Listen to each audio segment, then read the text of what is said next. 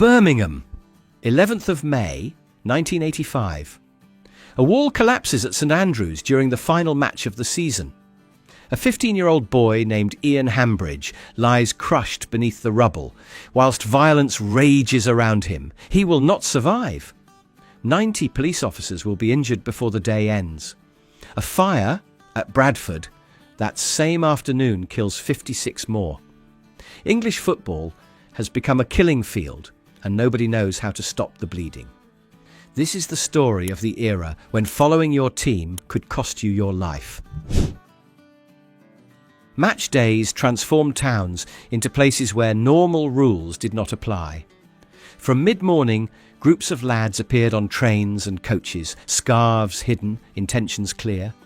Shop owners pulled down shutters early. Families with children disappeared from high streets. The atmosphere shifted into something electric and dangerous. If you lived near a football ground, you learned the rhythms of threat.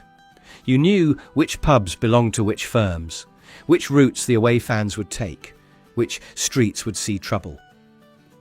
Saturday shopping happened in the morning or not at all. By 2 o'clock, the town belonged to someone else entirely. Every major club had its firm, its organised group of lads who existed for violence and pride in roughly equal measure. The intercity firm at West Ham, the bushwhackers at Millwall, the headhunters at Chelsea, the service crew at Leeds. These names meant something. They were spoken with fear or respect, depending on your allegiances. Reputation was everything. Firms judged themselves by battles won, by towns taken, by the terror they could inspire in rivals. Stories spread through networks that predated social media, tales of confrontations that grew with each retelling. Being known as a top boy in a respected firm carried status that legitimate achievement could never match. Did you know which firm your local club had, and did you ever see them in action? This was not theatrical aggression or pushing and shoving. Bottles, bricks, Stanley knives and boots put people in hospitals and occasionally morgues. The injuries were serious, the intent was genuine, and the consequences could last lifetimes. Young men went to football and came home with scars they would carry forever. We have sanitized this history, turned it into nostalgic documentaries and laddish memoirs, but families lost sons, wives lost husbands, and victims lived with disabilities caused by strangers whose only motivation was tribal hatred. The romance of the firms obscures a reality that was often brutal, stupid, and tragic. Forces deployed hundreds of officers for major matches and still struggled to contain the chaos. The tactics evolved constantly. Cat and mouse between firms determined to fight and police determined to prevent it. Cordons, escorts, dawn raids, intelligence gathering, nothing completely worked. Some officers became experts in hooliganism, knowing faces and firms, predicting flashpoints with uncanny accuracy. Others were simply bodies in uniform, terrified young constables facing mobs that vastly outnumbered them. The policing of football was a war of attrition that lasted decades, won eventually not by tactics, but by technology and legislation. Standing on the terraces meant proving yourself in ways that had nothing to do with football. Could you hold your ground when the surge came? Could you stand firm when the opposition tried to take your end? Physical courage was tested every fortnight, and failure meant humiliation that followed you everywhere. Young lads were inducted into this culture by older brothers, cousins, mates who showed them how things worked. The terrace was an education in violence, loyalty, and a particular kind of masculinity that valued physical dominance above everything else. Football was almost incidental to what actually happened on those concrete steps. Travelling to an away match meant entering hostile ground where everything was against you. Local firms knew you were coming. Local police treated you as criminals, and local civilians viewed you with undisguised hatred. The journey itself was dangerous. trains and coaches ambushed, service stations becoming battlegrounds. Yet away days were also adventures, bonding experiences that created lifelong friendships among men who would otherwise have had nothing in common.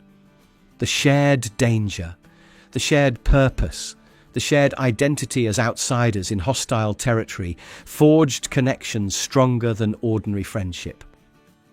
Veterans of those away days still speak of them with unmistakable nostalgia. What was the most intimidating away ground you ever visited? The casual movement emerged from hooliganism, young men dressing in expensive sportswear to avoid police attention and look sharp while causing mayhem. Lacoste, Sergio Tacchini, Fila, Stone Island, these brands became tribal markers, signals readable only to those who knew what to look for. The irony was delicious. Working-class lads from council estates wearing clothes that cost more than their fathers earned in a week, shoplifted from city centre stores or bought with money from sources best not examined.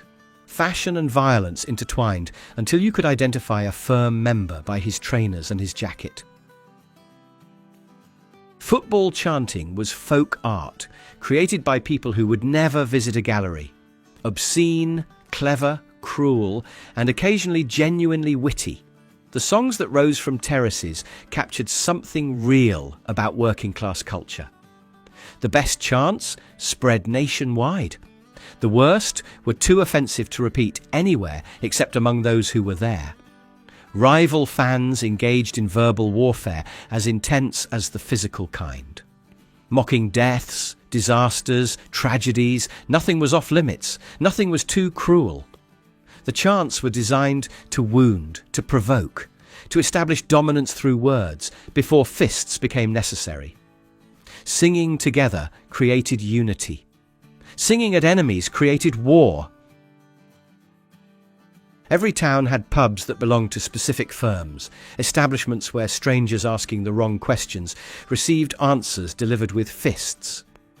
The landlords knew their clientele, sometimes participated in the culture, and understood that match days meant trouble that could destroy their premises.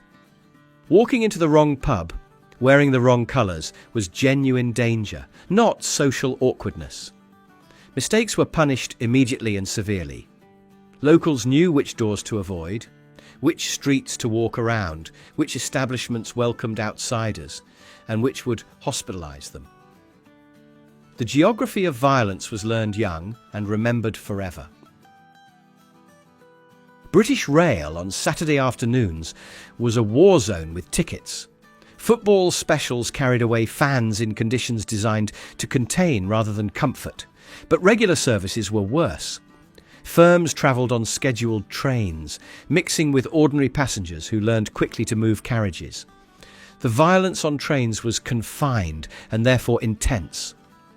Nowhere to run, nowhere to hide, trapped in a metal tube with men who wanted to hurt you. Guards retreated to their compartments. Police met trains at stations to separate survivors. The journey to football was often more dangerous than the match itself. English clubs in European competition exported hooliganism to countries entirely unprepared for what arrived. Foreign police used tactics that would never work.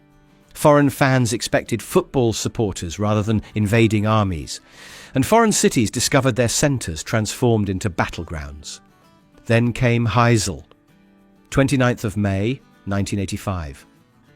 39 Juventus fans crushed to death when a wall collapsed during fighting before the European Cup final. English clubs were banned from European competition for 5 years. The world had seen enough.